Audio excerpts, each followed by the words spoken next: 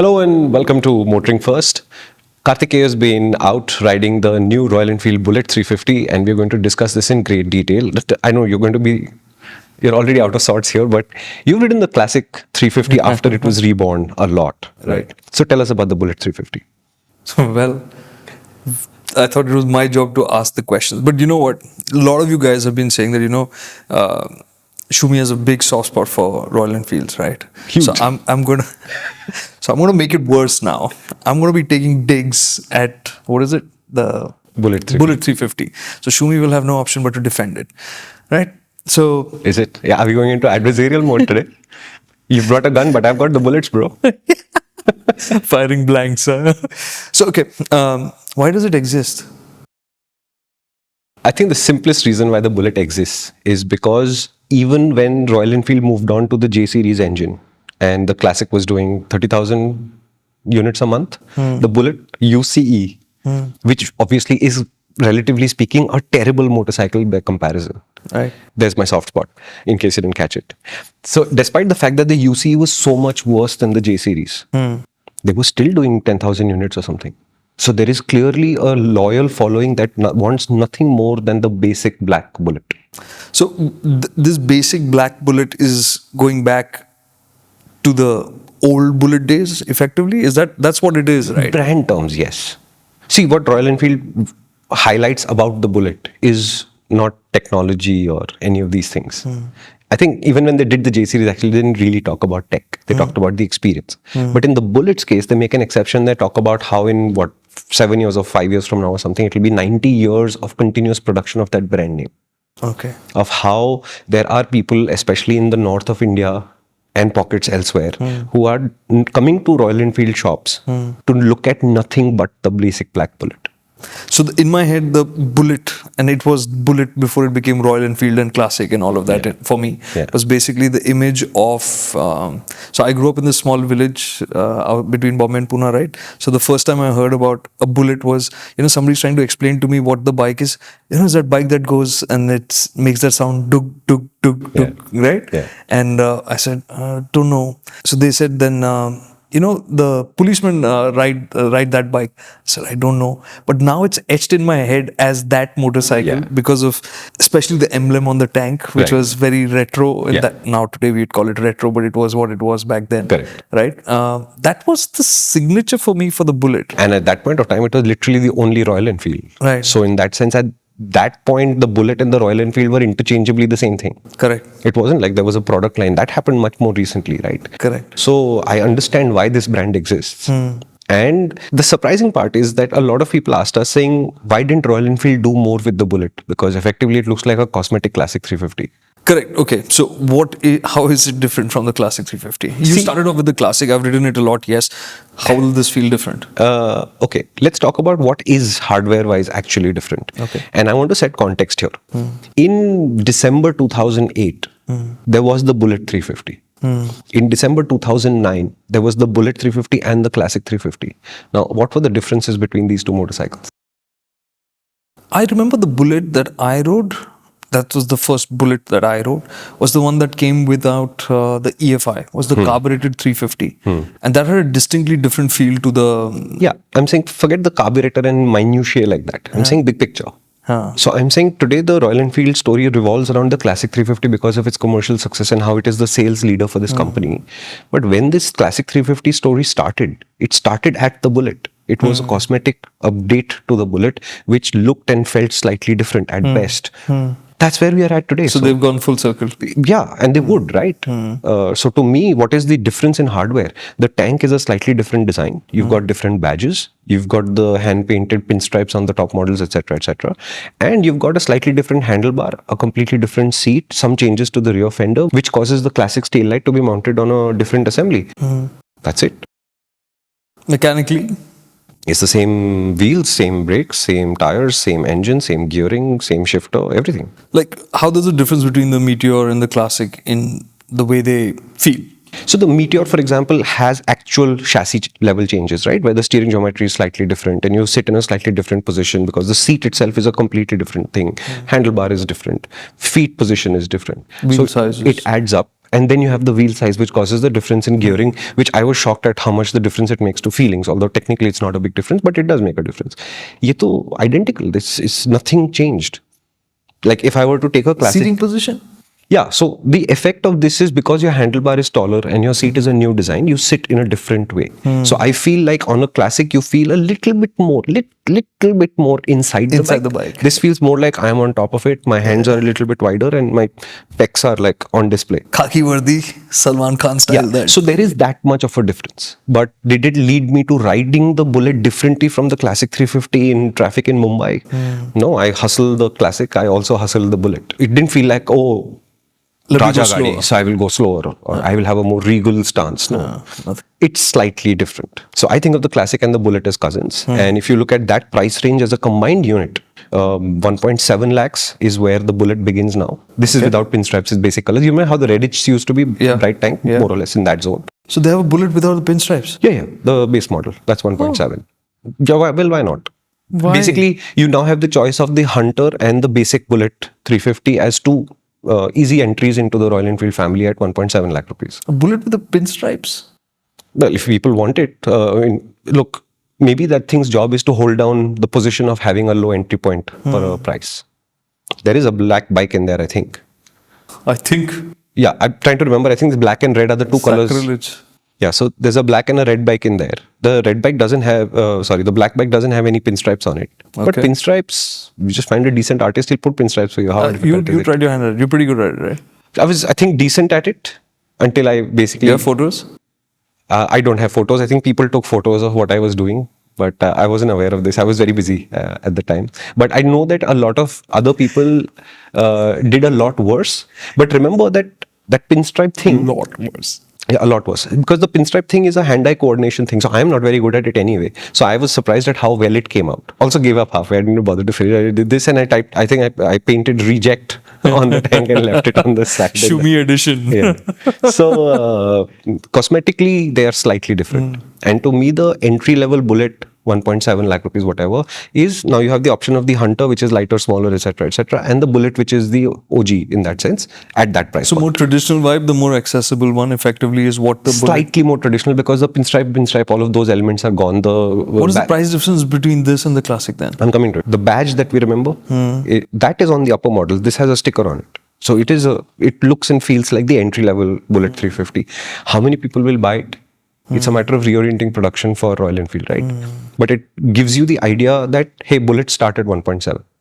At the top end, they're roughly the same price as a Classic 350. Oh, really? So if you buy Entry Classic or Classic? No, so it goes almost all the way up to the red chrome one, right? So the chrome ones are 2.3, 2.2. Yeah, somewhere in so they're 2.2.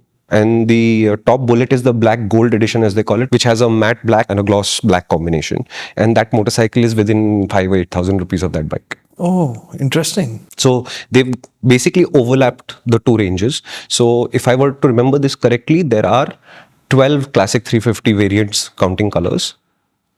And there are 5 Bullets counting colors.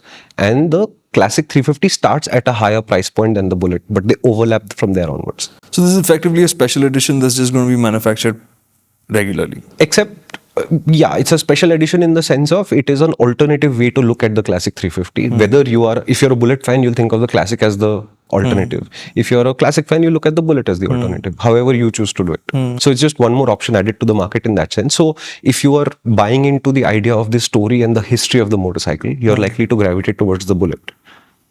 If you want something that looks a little bit more modern and have that classic, which is to me, visually a better motorcycle because they got to think about it fresh in 2009 and create a fresh motorcycle, then maybe the Classic will look better to your eyes.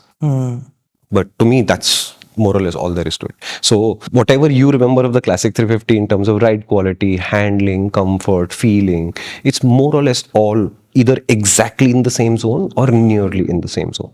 Which one would you pick?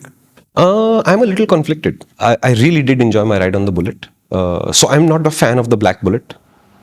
We got the maroon one instead. It's a weird brown maroon combination. I was going to say, why the maroon? Yeah, and I'm not a fan of brown colored anything. It's not my go-to color at all. But when I started riding that bike, I think it looked really good in the sunlight. So, what do you know? Bullets are meant to be black. You know, it's like the chrome and bronze. There's a bronze chrome on the Classic 350. I don't like that bike a lot. I know people like it a lot. I don't like that bike. I prefer the red one. Yeah. You know, the brightness of the red. And in the Bullet's case, I'm shocked. But I saw the black bullets at the factory when they launched the bike. And I was like, yeah, okay, I understand why that exists. And in the factory lighting, the maroon didn't look too hot to me. But when we got the maroon here, yeah, it looks good. So which one? It doesn't matter, honestly. Come on, no, choose one now. See, look, practically, the one to choose is there is one Classic 350 model that has alloy wheels as standard. That gets tubeless tires. Huh. To me, practically, that's the bike to go to. But it's a flat grey colored motorcycle, so it's not very nice looking. So I honestly do wish that Royal Enfield would just do what they did with the Interceptor and the Continental and have alloy wheel options available. Whether you do a MIY program, you put it as a regular variant, I don't care. But to me, spoked wheels have a place, and if that's your taste, please go ahead. But the puncture hassle is just not worth the effort for me. I would just rather get a well-designed pair of alloy wheels with tubeless tires and sort. Bullet Classic 350. Okay, Bullet, why not? So basically now if you think about the J series engine line, this is more or less the complete picture for now. So Hunter at the bottom, Meteor as an alternative, Classic and Bullet as versions of each other. And that's more or less done. No scramblers or... If they come, they'll come on the 450 platform, I think. There's no point in putting this J series engine into that role because it's a heavy engine by nature. So it's got torque, but does it have exhilarating performance? I've always fantasized what a classic-y But think about it, right? When you went for the Astral ride and you fell in love with the Classic, do you think of it as a powerful off-roader or an effective off-roader which sort of works its way through lots of terrible stuff? Effective. Right. Very effective. Right. But for it to be more than effective and to be a little bit snappy and a little bit more powerful, the J series engine simply does not have the power. I think the Scrambler that will come out of the 450 platform, let's call it the Scram 450 for what it's worth, that will be a bike that will have some amount of excitement, more performance, more suspension, more usability. I think there's space for, I think, like a good looking, not necessarily off-road driven, but fun to ride on dirt roads kind of Which the Classic is. You just need a visual update, I think. That's exactly it. You know, just you get the visual appeal of saying, this looks like one of those retro, proper old bikes, you know. I think that space, hopefully. But you sounding like you're disappointed with the Bullet 350 story. No, I'm not disappointed. It's just like the Bullet has always been in a little bit of a niche, which I think it has been. So... I mean, can you imagine the transition though? The Bullet was the main. Correct. And then the Classic 350 became the main and we are saying the Bullet is the niche. Yeah. So I actually thought that maybe they'll do more like what they did between the Meteor and the Classic, how they felt different. I thought that it would feel, because the Bullet was an even slower pace than the Classic. And bizarrely enough, I loved it. Right? I absolutely loved it. It was just like it turned a switch in my head saying that, calm down. It's okay. It did that. And I remember I rode it from Pune to Lonavala, shot it there, went back. And again, the reason why I'm saying is, it was the carbureted one I remember because it completely changed the feel. Sure, today you can't do carbureted and all of that. But that feel was so different that I could never have imagined enjoying it. Honestly, if they made these J series engines any slower, I would just lose interest in it. And I'd probably ask you saying, would you please go for this first ride event? Because I have no interest left. Because to me, Enfields go slowly well anyway. It's not like an Enfield going 30 or 40 kmph is not an occasion. Whatever it has, it is there. At 30 kmph has already achieved it. I like the fact that these go up to 110 and you can have 110, no vibration. I remember that's exactly it. The Classic is already there. The Meteor is already there. So would they have differentiated this product further? Maybe if it had, I don't know, lower gearing. But see, I think the critical mistake Royal Enfield made with the J series engine anyway, which we've discussed before, is they don't have an alternative state of tune for this engine anyway. So if they had a slightly faster setup, a slightly slower setup, and the middle setup which we know of today, maybe this product line would have been more interesting. Right? So yeah, online a lot of discussion will be, oh, only 18 bhp. Oh, it's not even 20 like the Classic. But a few people who test ride it and say, yeah, I understand why it is only 18 and I'm happy with this. And they'd buy it. And similarly, if the Hunter instead of 20 bhp, it had 22, 24 bhp and a little bit more torque, then it would really come out to play. Right? So to me, that J series engine being one thing, and you're just playing with gearing, sometimes with sprockets, most of the time with tire sizes, I think it's a limited opportunity. And I think for what they've got, they're making the most of it. A lot of justifying us, Shumi. I'm just saying. Maybe there's something. This is logic. You don't have to buy one. This is just. I mean, I tell you this. When the 650 was coming out, Siddharth Lal messaged me. Actually, they sent out a printed letter, right, on which he hand wrote saying that I think this will be the first Royal Enfield you buy, and he'd suggested the name of that Interceptor 650 I would end up purchasing would be Fanny. I said, okay, very cool, because the F is my motorcycle name thing, right? Not fast enough yet. I'm still waiting. Right, so as much as my soft spot, I have never reached into my wallet for a Royal Enfield yet, and I still don't think there is a motorcycle fast enough yet. Hopefully, the 450 might change that. Hopefully. But will I actually, like you asked me that question, but will I actually buy a Bullet or a Classic? I'm not mentally that kind of rider at all. And that's what I would tell you if you're trying to make a decision between any of these four 350s. They are very different in feel from each other. And it's a feeling. It's not really a technical difference that will add up to a lot in terms of objective evaluation. It's a very subjective decision. Go take a test ride. They feel different enough for you to be able to make a decision straight away. You will not be confused by this, I think. If you think about a picture, what kind of a picture does it draw for you? Honestly, I'm a little cold to the Bullet thing. Okay. When I was buying my first RD350, there was the opportunity to buy a Bullet instead. And I think I explored the RD350 for about a month and I ran out of Bullet exploration in about a day and a half. Right? I've talked to people and they said, if you ride a Bullet and you can ride it fast, then your skills will be awesome because that bike is so complicated that you will have to ride. I heard all of that logic out. And then the Yamaha just made more sense to me back in the day. We're talking late 90s. And since then, have I ever constantly thought about I need a Royal Enfield in my life? Honestly, no. They are not temperamentally my kind of bikes. This is why I chose the Multistrada over the GS2, because it's nothing wrong with the BMW. It's temperamentally not my kind of bike. Right. I will never, I think, be the rider who calms down and goes slowly through stuff. I can vouch for that. Yeah, so I'm just not in the J series engine zone. I like the twins a lot more because they're more performance, but even they are very calm. So I'd immediately get to work trying to provoke it a little bit, right? I can't see it. I hope the 450, the Himalayan, is a more aggressive, at least slightly more aggressive machine. Capable, I'm sure it will be, but if the twins didn't do it, I don't think the 450 is going to do it. Yeah, so the way Royal Enfield approaches their idea of motorcycling is not technically my idea of motorcycling. I can associate with it, I can relate to it, I can understand what it stands for. Is it my kind of motorcycle? No, it's not. But that doesn't mean it doesn't have to be yours, which is what you said. Yeah, that's my personal view on this. Yeah. So you have to go out, right? See, like, which is the thing, right? For me, the Meteor doesn't work at all, right? But for me, the Classic works beautifully. And that's just how it is, right? So... Yeah, but you are a person who calms down now and then, right? Yeah. I am hyperactive still. 100%. 100%. I like my chill modes, which is why I never liked his older multi, because it was too on it all the time. The new V4, I love that because you can chill down, you can chill out, take it easy when you feel like. It's not just one mood all the time. I like that plurality. Yeah, so the calm temperament is just not my thing.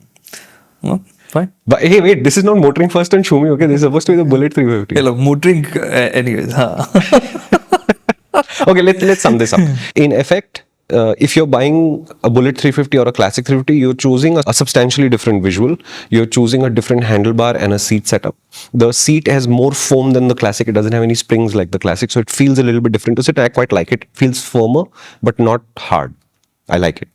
You're choosing slightly different details here and there, like the injectors. They're covered by a rectangular box that looks like the old battery box on the old Bullets. Nice. Yeah, but it's hard mounted. There's nothing behind it. It's just a visual element now. So small changes like that. So you'll see them all over. Then the badges are slightly different, etc., etc. Pinstriping, no pinstriping, etc. But fundamentally, it's just how you sit and how it makes you feel. So the decision will come down to you go to a showroom, take a test ride, and how you felt about it is the key to this story. Is the Khopadi the same as well?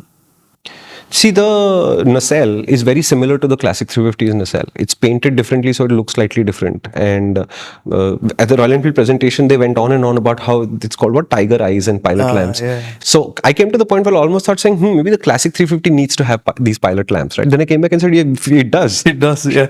So it's the same. Yeah, so the dial face is different. Okay. It looks to me better than the Classic 350's dial face on the Speedo. Okay. I can't understand why the tripper can't be a standard part of any of these motorcycles on any of the versions. It always has to be added separately. but it only does navigation arrows, no traffic information, anything. So utility value is also pretty low. So chalo, we can ignore that. Royal Enfield insists on not putting LED headlights in these bikes still, which I think is a huge miss. I think they should have moved on by now. But apart from that, okay. Apart from that, it's a story and it's a history and it's all the nostalgia, and how much you buy into that is totally up to you. What? It's true. Awesome. What are you giggling at? Nothing. I'm just thinking What is so funny this time? This is the first MotorInc First which we'll actually finish within a planned time slot that we had in mind. Yeah, because it's a very small, I mean, effectively, we are doing this primarily because we got asked to do it by the audience. Because people have been saying, can you do a MotorInc First on the Bullet 350? If you remember, when I went for the launch event, there was no plan to do a MotorInc First at all. Correct. Right. So this is basically what you asked for. So we're delivering it to you. And as you can see, there is not a lot of content. We're just basically having a chat now at this point. So I think we should. All right. Yeah. So I should have done the sum up of the Bullet 350, which I didn't, but Shumi did very well. So that's because I always jump the gun. You got the bullets. So yeah, so you know what the Bullet 350 is all about. If you still have more questions, do write in the comments and Shumi will 100% get back to you on that. So yeah, thanks so much for watching and thanks for asking about the Bullet 350. Any other bikes that you're looking forward to, let us know. We're listening. And I'd just add that, as usual, MotorInc First is available as a audio only broadcast if you like. So we are on Apple, Google, Amazon and Spotify. So if you don't want to watch the video, you can also listen to this discussion if you prefer. Thank you so much for watching.